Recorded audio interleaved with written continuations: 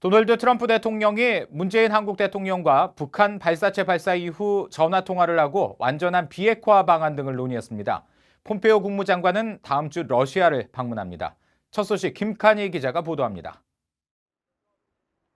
백악관은 도널드 트럼프 대통령과 한국 문재인 대통령이 전화 통화를 한 뒤 성명을 통해 두 정상 간 대화의 핵심 내용을 간략하게 전했습니다.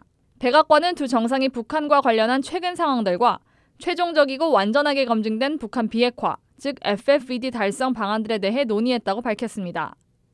앞서 한국 청와대는 두 정상이 한국 시간으로 저녁 10시부터 35분 동안 통화를 했으며 이번 발사에도 불구하고 북한이 비핵화를 위한 대화 궤도에서 이탈하지 않도록 하면서 가능한 조기의 비핵화 협상을 재개하기 위한 방안에 대해 의견을 교환했다고 밝혔습니다. 또 두 정상은 최근 유엔 식량농업기구 FAO와 세계 식량계획 WFP가 발표한 북한 식량 실태에 대해 의견을 교환했으며 트럼프 대통령은 한국이 인도적 차원에서 북한에 식량을 제공하는 것이 매우 시의적절하며 긍정적인 조치가 될 것이라고 평가하고 이를 지지했다고 전했습니다. 백악관이 언급하지 않은 부분입니다.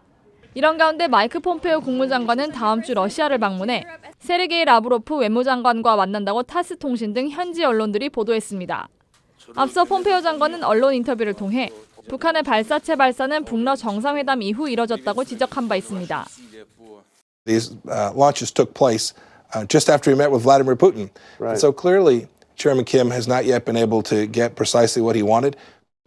한편 일본을 방문 중인 스티븐 비건 미 국무부 대북정책 특별대표는 일본 자민당 정조 회장을 만나 북한의 발사체 발사에 대해 북한이 초조함을 표출한 것으로 보고 있다고 말했다고 일본의 NHK 방송이 전했습니다. 또 2차 미북 정상회담에서 북한의 요구는 받아들일 수 없는 것이어서 거부했다고 밝힌 것으로 알려졌습니다. 비건 특별대표는 일본 외무상 아시아 대양주국장과 회담한 뒤 곧바로 한국을 방문합니다. VOA 뉴스 김칸입니다.